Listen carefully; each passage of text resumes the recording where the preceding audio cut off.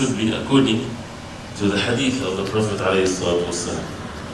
First, the Hadith of the Prophet ﷺ, and the word Hadith comes from the meaning of narration, something that was said, basically. And this is one of the types of the Hadith that came from the Prophet ﷺ. Hadith in its comprehensive meaning is basically anything the Prophet ﷺ said, anything the Prophet ﷺ did, and also anything that the Prophet ﷺ approved of. You will see something or something that would happen at his time, ﷺ, and he would approve of it. So it becomes also part of the hadith or the sunnah of the Prophet ﷺ. The word sunnah is more comprehensive than the word hadith. The sunnah means the way of the Prophet ﷺ. The hadith is more specific, the narrations that we get to read from the sayings or the actions or the approvals of the Prophet ﷺ. The second point is the hadith is, as ulama they say, shatr al-wahy, which means half of the wahy, half of the revelation from Allah subhanahu wa ta'ala is the hadith. The first half is the Quran. So the hadith also is wahy, is revelation from Allah subhanahu wa ta'ala. But of course, there is differences between the Quran and the hadith. Both are wahy, both are revelation from Allah subhanahu wa ta'ala. But the Quran, as we know, is the miraculous words of Allah subhanahu wa ta'ala. Kalamullah Azza wa Jalla. That the Quran, the words of Allah subhanahu wa ta'ala, saved from the beginning to the end of it, in that order that we know, with every letter of it, it's miraculous. It's the words of Allah subhanahu wa ta'ala. We seek rewards from Allah subhanahu wa ta'ala by reciting every letter of the Quran. The hadith of the Prophet ﷺ is still wahy, revelation from Allah subhanahu wa ta'ala, but in the way of the Prophet ﷺ, his way of speech. It's not miraculous in linguistics or anything like that. It's the words of the Prophet ﷺ, his actions, his approvals and so on, but it's wahy. What's the significance of that? The significance of having the belief that the hadith or the sunnah of the Prophet ﷺ is wahy, is revelation. That means it is the same level as the Quran when it comes to our submission, our obedience. Because if you obey the hadith of the Prophet ﷺ, you obey Allah subhanahu wa ta'ala, because he does not speak from his desire, he speaks from revelation. So when someone would say, I would follow the orders of the Quran more strongly or diligently than the orders mentioned in the hadith of the Prophet ﷺ, this is a deviation. Because there's no difference between both when it comes to our submission and our obedience. Because the obedience to the Prophet ﷺ, it's in reality obedience to Allah subhanahu wa ta'ala. As Allah subhanahu wa ta'ala says in the Quran, من يطع الرسول فقد أطاع الله. Whoever obeys the Messenger sallallahu alaihi wasallam, he indeed obeyed Allah subhanahu wa ta'ala. So it's not like bad manners that we make the Prophet sallallahu alaihi wasallam in the same level, of course, as Allah subhanahu wa ta'ala. Or it doesn't mean that we make the Sunnah in the same level with the Quran when the Quran is the miraculous words of Allah subhanahu wa ta'ala. It's in the same level when it comes to matters of obedience, because both are revelation from Allah subhanahu wa ta'ala. This is where they are equal in this, in our submission.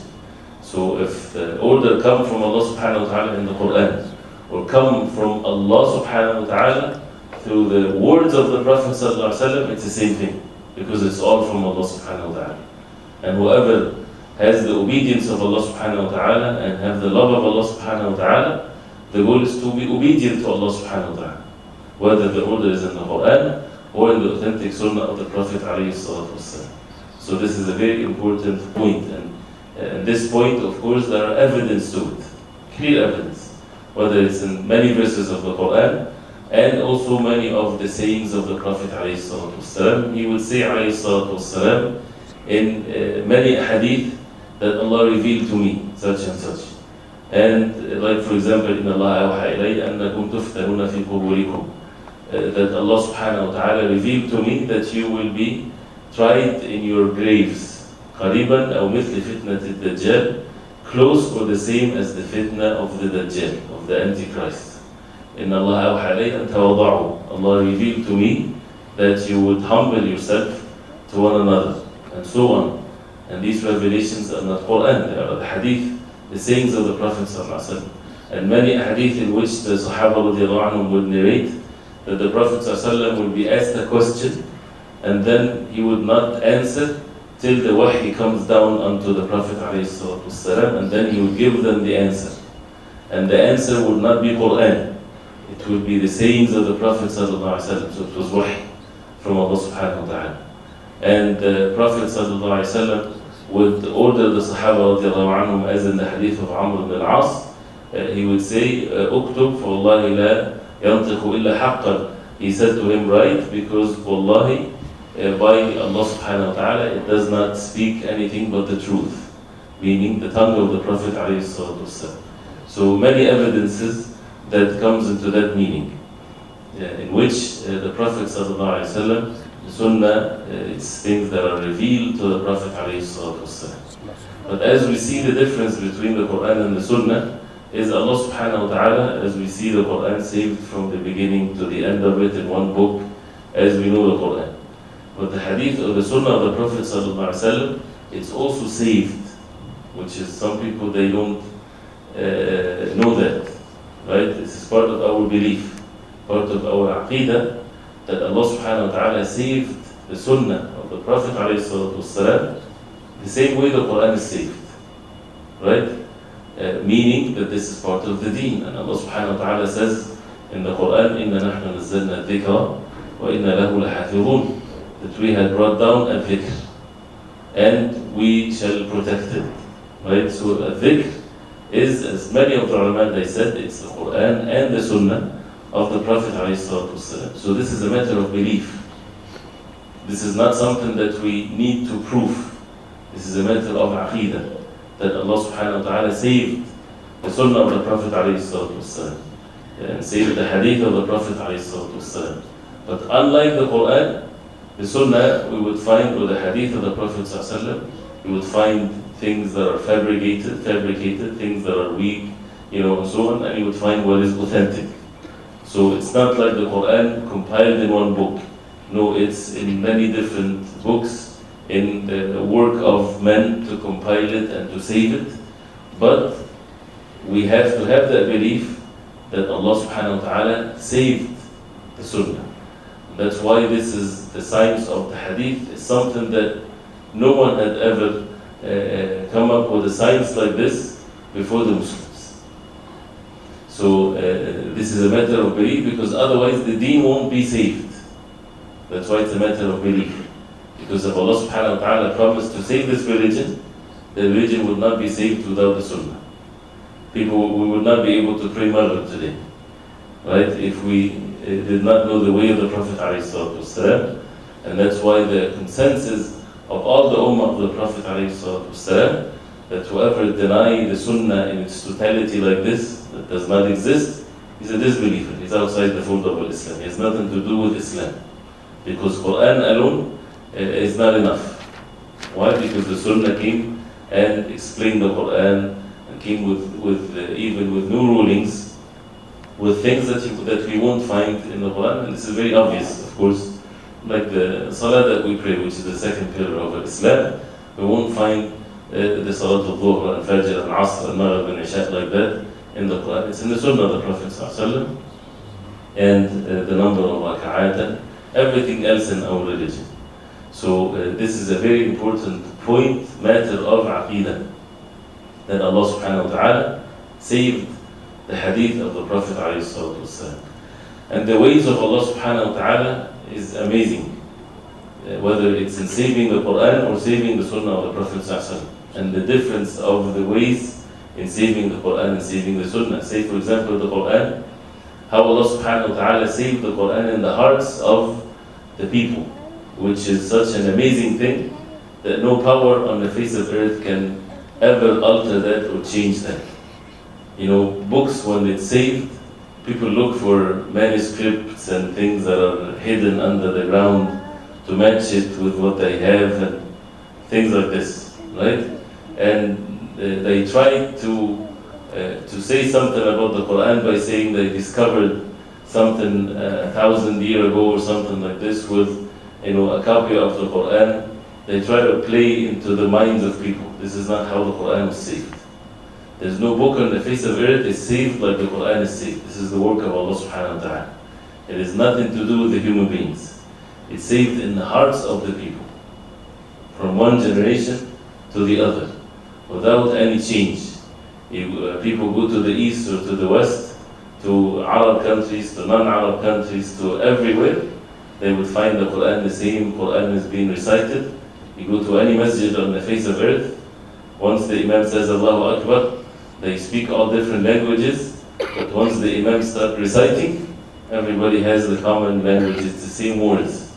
There's no difference. There's no versions, right? And it's not books that people are being sent some books from one place to the other. It's in the hearts of the people, in their memories.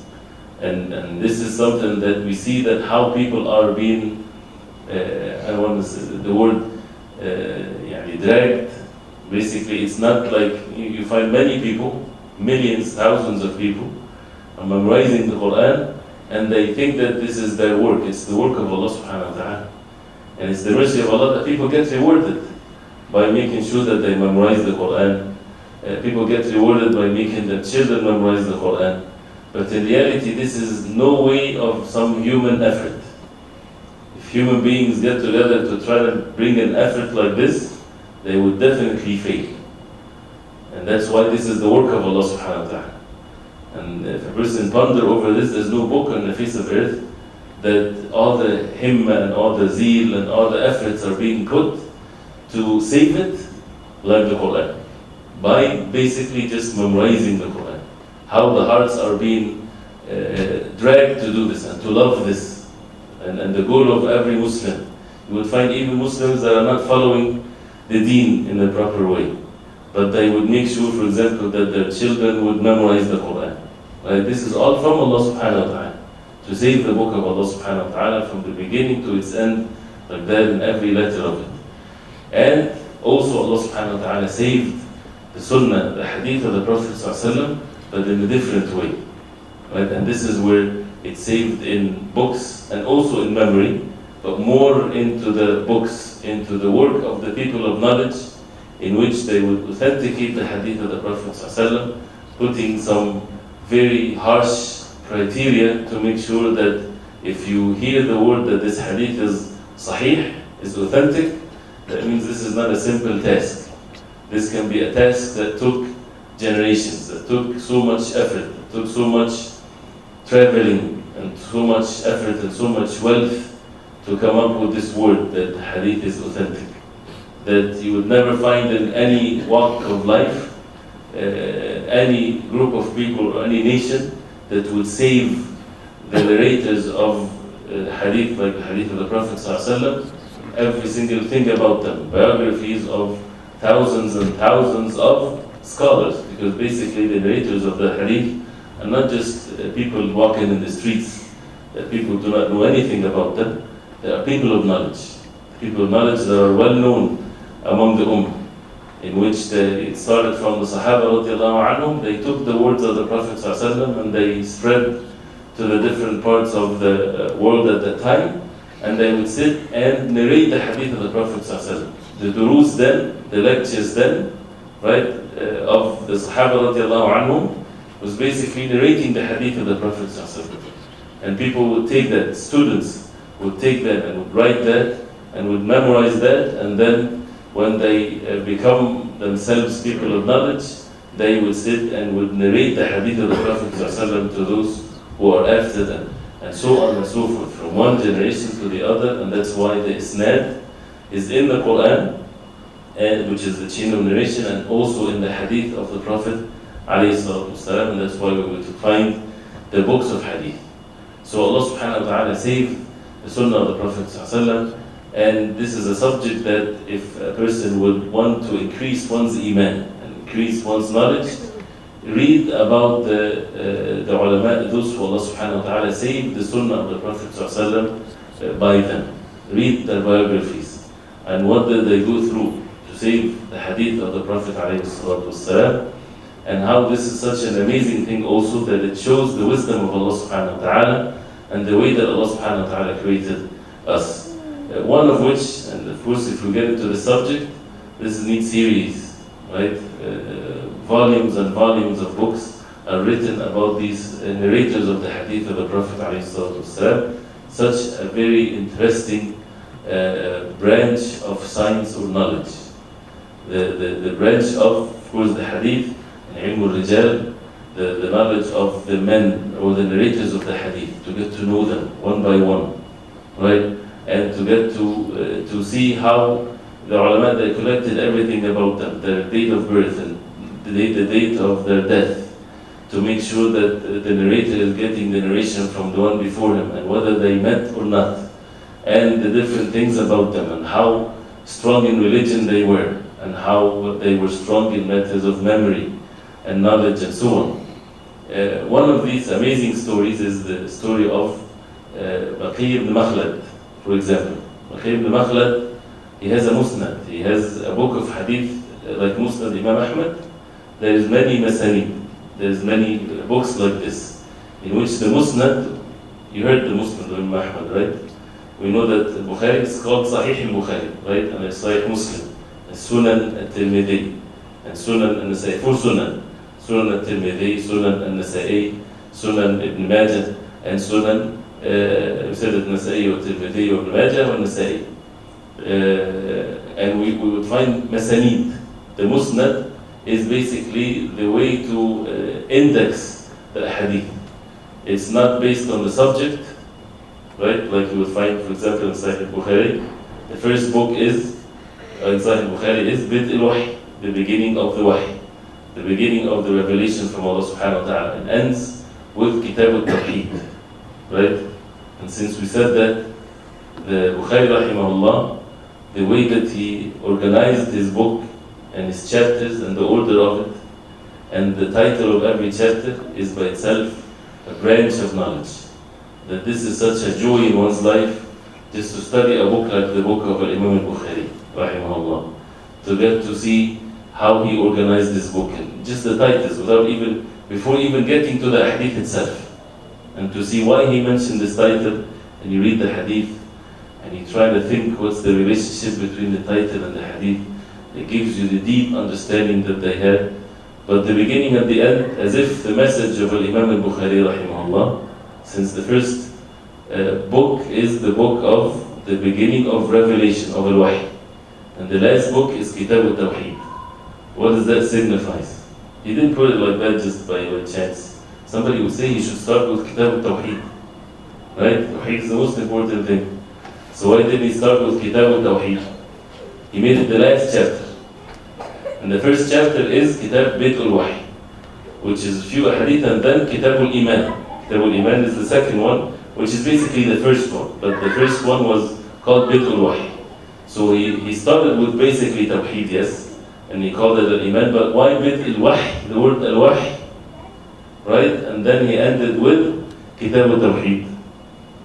Anybody say it doesn't, you don't have to have this knowledge before, just guess why he would say that. It's okay to give a wrong answer if you want. No. Wahy is the source of the knowledge from Allah subhanahu wa ta'ala. The Wahy is the source of knowledge from Allah subhanahu wa ta'ala. Right. So as if his message is what to those who will get his book. If you want to die in the Tawheed, which is the goal of every Muslim, start with the Wahy. Right? If you want to die on Tawheed, because this is the hearts are attached to this. You can live your life, do whatever you want. And if, mashallah, people are coming to the masjid and talking about the Tawheed and studying the Tawheed, mashallah, this is very good. But what if all of this, before a person's end of his life, he totally changed, and he does not die in the Tawheed? Nothing benefited him in all of his entire life. Al-ibra bil-khawatim. What really matters is what status that you die on, that you die in the state of Islam. So this is something that when we say we need to be steadfast, our hearts are attached to the last moments of our life. And it's the mercy of Allah subhanahu wa ta'ala, whoever lives on something, he dies on it. So we have to make sure that we are on our guard till the last moment of our life. So if you want to die in the Tawheed, the last thing becomes the Tawheed. Should be the first thing, of course, but that means hold fast to the wahy, to the revelation from Allah subhanahu wa ta'ala, so that you'll die in Tawheed. So going back to the issue of Baqi ibn Makhlad, you have a musnad. The musnad, the way it's organized or indexed, it's different. It's not according to the subject, it's according to the narrator of the hadith. So you would find Musnad Aisha, right? The hadith that narrated by Aisha radiallahu anha. And he would bring all of these hadith that he collected, that the final narrator, or the Sahabi, or the companion, name is the one that is mentioned. So all the hadith that Aisha radiallahu anha, for example, narrated from the Prophet ﷺ without any particular order, just one hadith after the other. And then the Musnad of Abu Hurairah, things like this. So this is why it's called Musnad, right? So anyway, so Baqi ibn Makhlad, he has a Musnad, right? He was from Al-Andalus, which is now Spain, which was a Muslim place. And he wanted to seek the knowledge and collect the hadith of the Prophet ﷺ, to have it, to have a sanad and to have a chain of narration that ends by him. So he traveled all the way to Baghdad to meet Imam Ahmad rahimahullah, Imam Ahmad al-Hanbal, to learn from him and to get from him the hadith of the Prophet ﷺ. So he traveled all the way. He didn't have the means but to travel walking. And he walked all the way from Spain now, all the way to Baghdad in Iraq. And it was said for him to be able to make it. He carried on his back his provisions or his food. It was very hard bread, very hard. It can hurt someone if he hit them with this bread. So it become light, and then whenever it's time for him to eat, he would put it in water for some time, so that it becomes soft, and then he would eat it. This was said to be the food of his journey, to make it easy for him.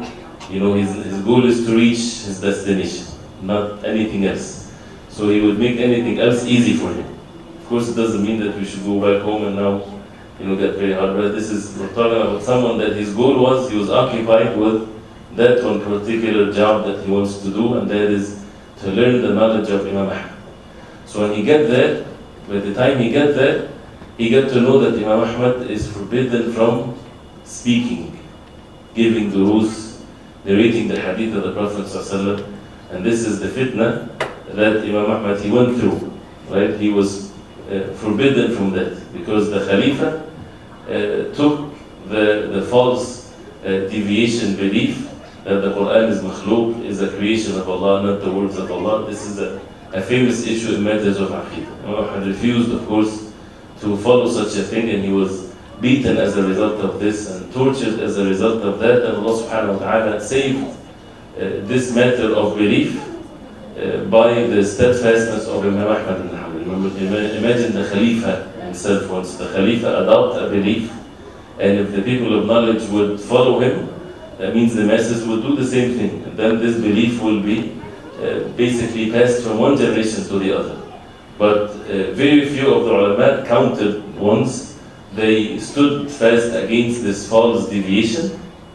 One of them is Imam Ahmad rahimahullah, and he was tortured and so on, and forbidden from giving talks in the masjid or narrating the hadith of the Prophet ﷺ, till Allah subhanahu wa ta'ala removed this fitna, and then Imam Ahmad became basically, as they say, people would come to him from the farthest areas on the face of earth to learn from him. So when he got to Baghdad, he found some of the gatherings of knowledge other than Imam Ahmad. So he went to some of them, like Yahya ibn Sa'id al-Qattan, one of the great imams of hadith, and he found his way to sit in his gatherings, and then he got to ask him some questions about some of the narrators of the hadith, and he would answer him. And then he asked about Imam Ahmad. So he smiled and he said, "You're asking me about Imam Ahmad? Imam Ahmad is not someone that you ask me. That means he is someone that you would ask him about me, not me to talk about him." someone that reached this level of being Imam in Imam Ahl Sunnah, as it was known about him because of his steadfastness in this fitna or this trial and so on. And then he asked about where is the house of Imam Ahmad. So he went to him, and Imam Ahmad answered the door, and he told them that I'm coming from far away distance, and he told them that he's coming from Al-Andalus, and he wants to learn from the Imam Ahmad. His hadith is the only goal, this is the only reason he came. He didn't come from no one but Imam Ahmad ibn Hanbal rahimahullah. So he told him, as you know that I am in this situation, I cannot, he cannot narrate anything, he cannot do anything in the masjid. He said, I will come to you every day in the clothing of a beggar, and I would call on you outside al-ajr. This is how the beggars used to say al-ajr, meaning sometimes the word ajr is meaning the reward, right? He is asking for money. So he would come to me in this hall. After his door there's a hall, that I would enter this hall, give me one hadith, 2 hadith every day, and that's it. That's all I need from you. He said, okay, but one of the things that Imam Ahmad told him, he said, someone like you should be helped. Someone that came all the way just for seeking knowledge. The people of knowledge, they used to help them and make it easy for them. So he would come every day wearing, old clothes and wrapping his head with a non-clean piece of cloth. It makes him look like a poor beggar. And then he told them also, people do not know me because he's a stranger, so they won't see that he's faking anything. And he would come by the door of Muhammad and he would raise his voice al-ajr. So he would come to him and he would go into the hallway and he would just narrate to him 2 hadith or so, and that's it. And he stayed like this for some time, for a long time, doing this every day, right? And of course he would seek knowledge also from those who were present in the town. Till after the matter was over and the Khalifa died, and then the next one came and he was according to the Sunnah and so on, and Imam Ahmad became so famous, people come to him from all over the place.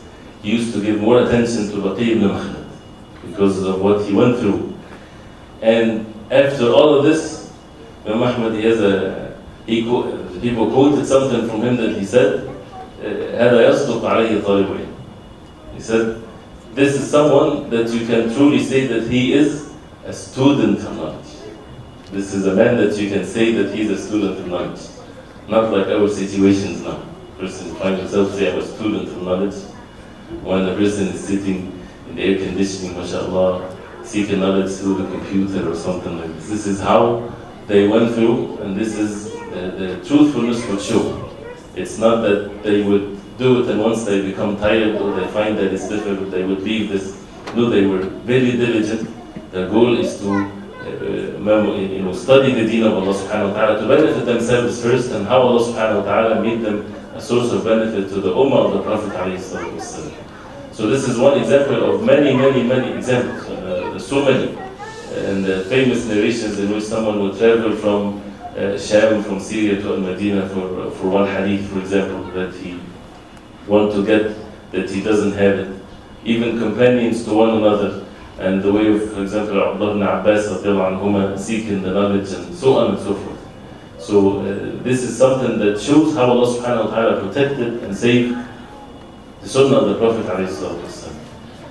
This knowledge by itself, if we learn it, definitely it should bring some shyness in our hearts. That how can we live our life without getting to know the hadith of the Prophet ﷺ? When people spend their life to get to know it. And now it's made so easy for us that we would learn the hadith of the Prophet ﷺ, and we still choose not to, or to be lazy about it, or it's not that important in our life. Life is passing, and we will think this is only for some special group of people. But for us, it's not that important. We do that even also with the Quran. And the knowledge, the ilm of this deen, is something that needs patience. And Allah subhanahu wa ta'ala made it this way, so that there will be difference between someone that is truthful and someone that is just excited. A person might listen to a lecture and get excited and start doing something, then after a few days, all this excitement goes away. It needs patience. It's like an act of worship.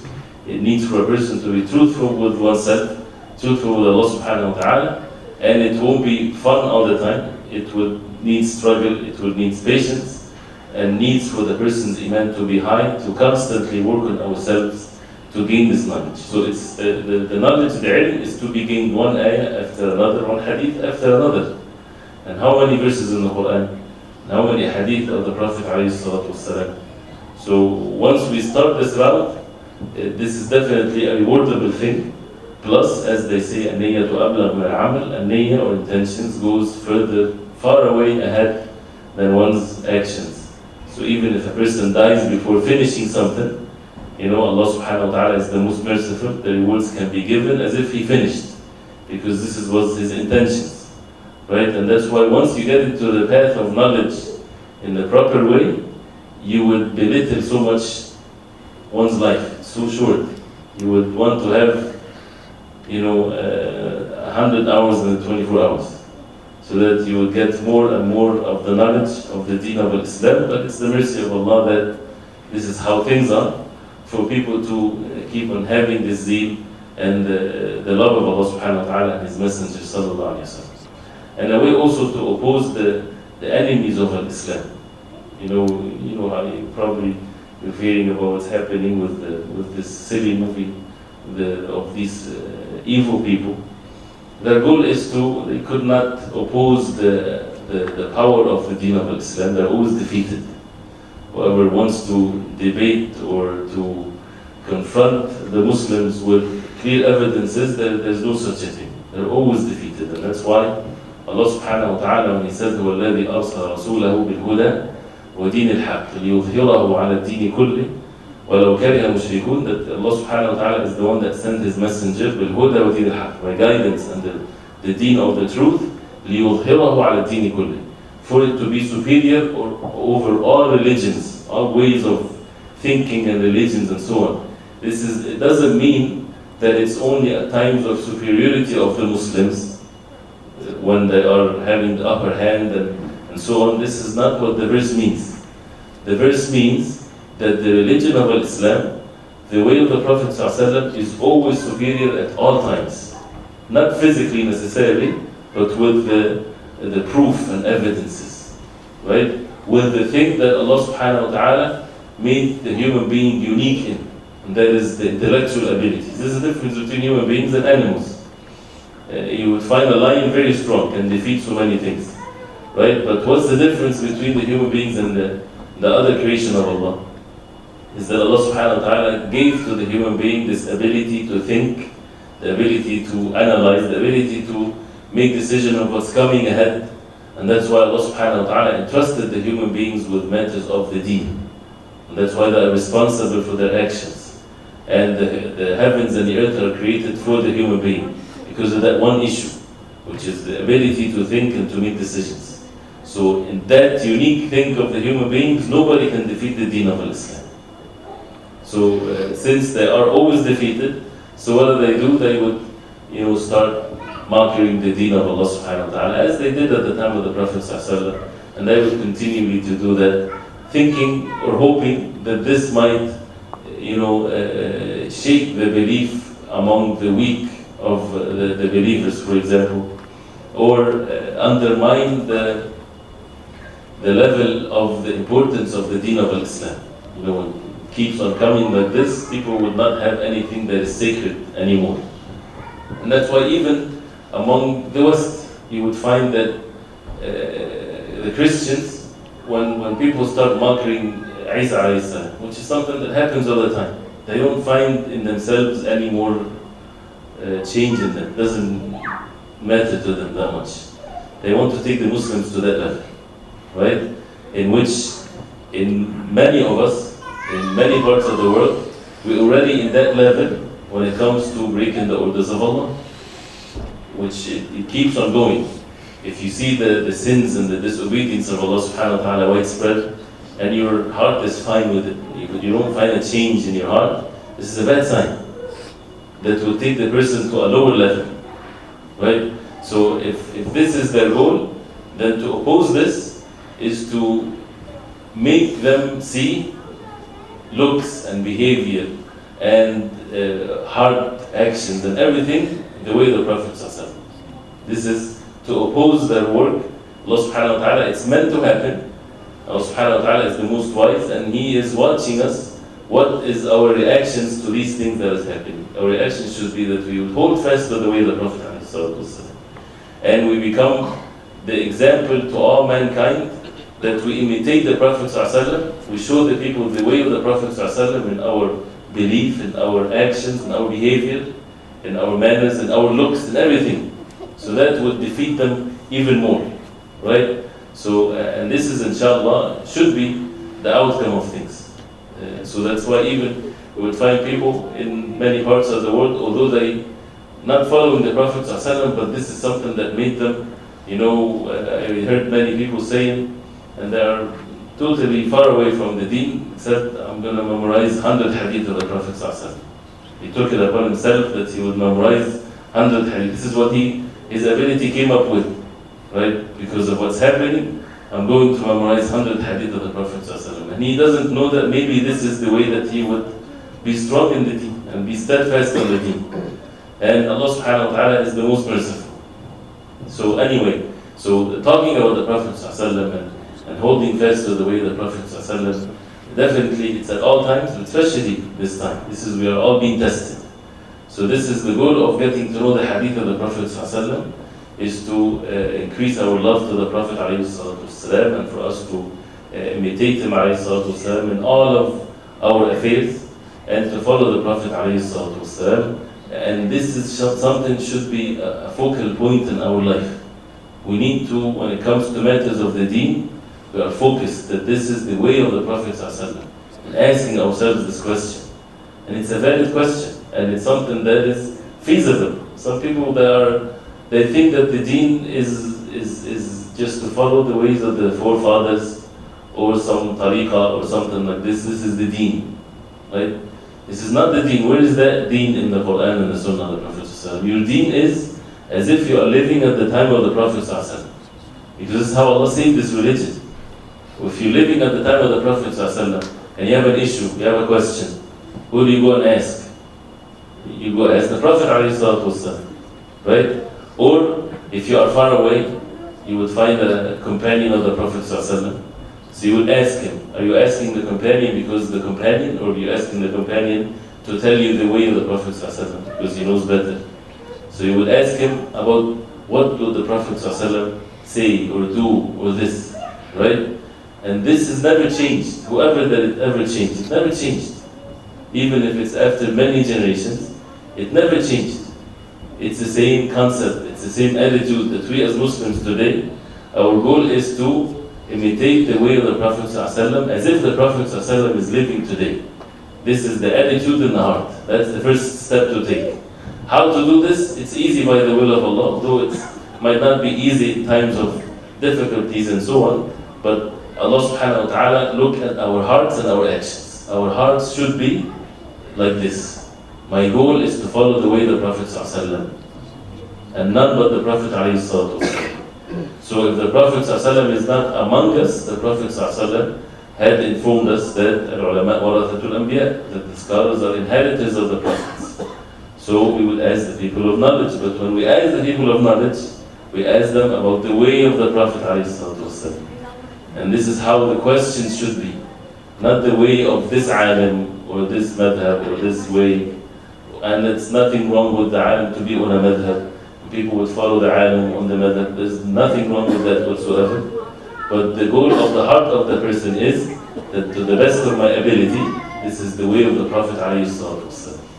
So it's the problem with many of those who claim to be among the people of knowledge, when they deceive the people and they won't show them the way of the Prophet ﷺ, whether it's based on their ability, they don't have much knowledge, or whether it's deviant ways of understanding the religion, that it's the responsibility of the people of knowledge, if they are people of knowledge, and that is to show the people the way of the Prophet. So even if there will be differences, that's valid. The Sahaba, they had differences in some issues and matters of fiqh and so on. There's nothing wrong with that, but every single one of them, their goal was to follow the way of the Prophet. Misunderstanding or understanding things differently, this is valid to happen, right? But the goal is, this is a matter of belief. that people would hold fast to the way of the Prophet ﷺ, because this is what Allah subhanahu wa ta'ala wants from us. So this is basically the goal. And this is what we need to have the patience in studying the hadith of the Prophet ﷺ. And by the way, this is a very, again, interesting branch of knowledge.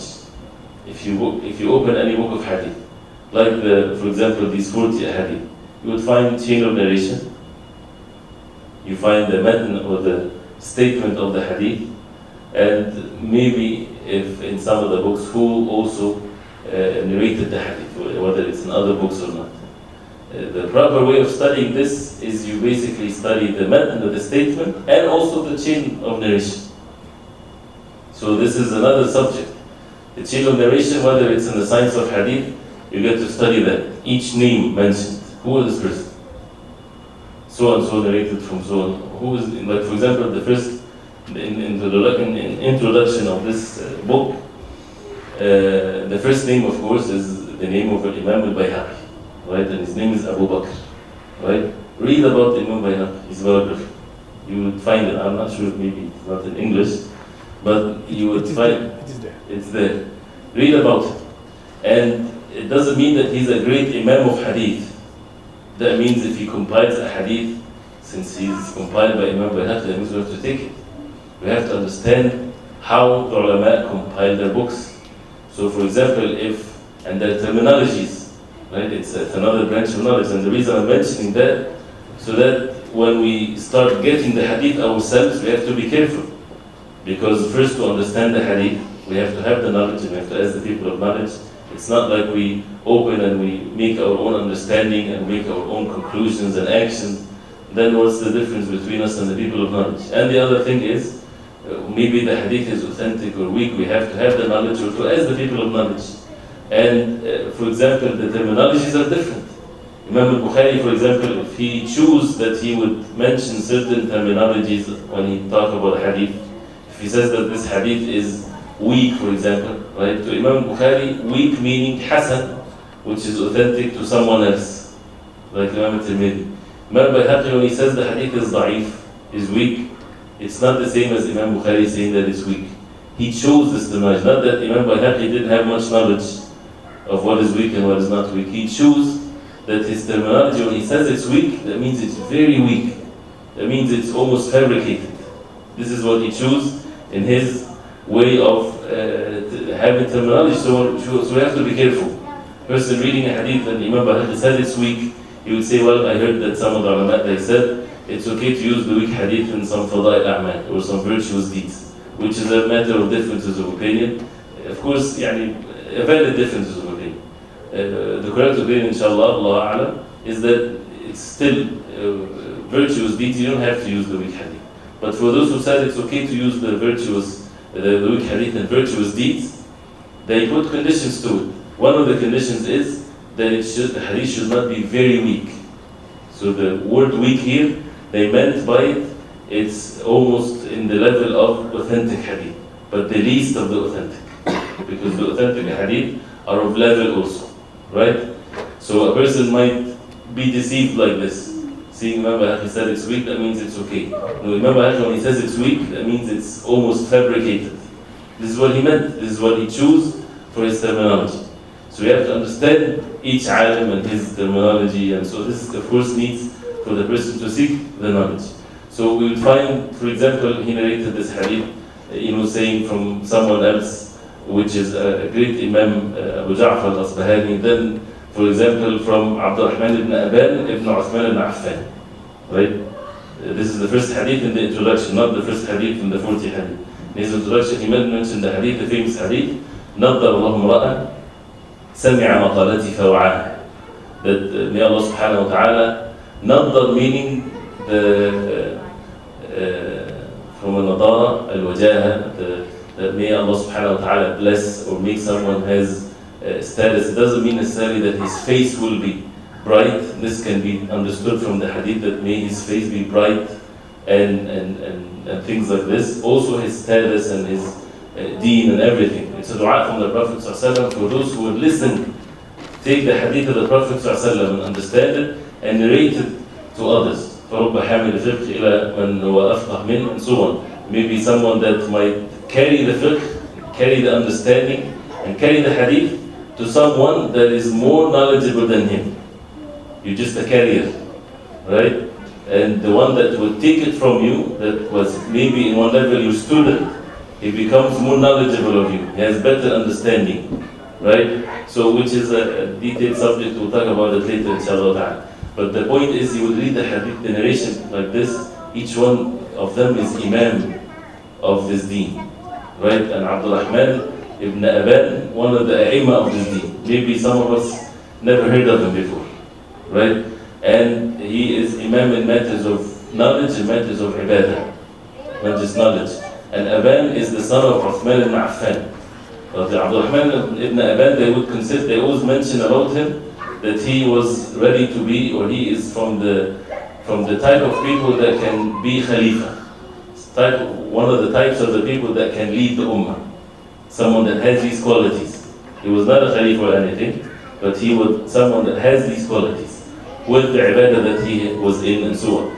And he narrated this from his father, right? And his father is the son of Uthman ibn Affan. What a beautiful lineage here, right? And Uthman ibn Abdurrahman Aban, he narrated this, the son of Uthman ibn Affan, from Aban ibn Uthman ibn Affan, narrated this from Zayd ibn Thabit, radiallahu anhu, the companion of the Prophet ﷺ, that the Prophet ﷺ said such and such. So even spending time in the chain of narration, this is such an amazing thing, and something for someone to learn great benefits from it. But again, life is too short, and that's why we should not waste too much of our time, our life. Many hours of our life are wasted, right? Instead, if we get to read and we get to study and we get to know the way of the Prophet ﷺ, we will find meanings to and value to the minutes and the hours and the seconds of our life. So we ask Allah subhanahu wa ta'ala to give us the understanding of the deen of Islam and to make us among those who hold fast to the sunnah of the Prophet ﷺ and to be followers of the Prophet ﷺ. Forgive me if my talk was not very organized and just one point here and there, but inshallah, because of the time of the salah, we'll stop at this point and we continue inshallah ta'ala next time. Do you have any questions? I think we have 4 minutes or 3 minutes or 2 minutes.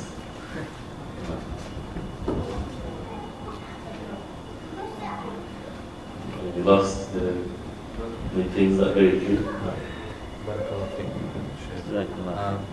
The scholar during the time of Imam Ahmad that was given the durus, his name was Yahya ibn Khattan ibn Sa'id. Ibn Sa'id al-Qattan. Al-Khattan.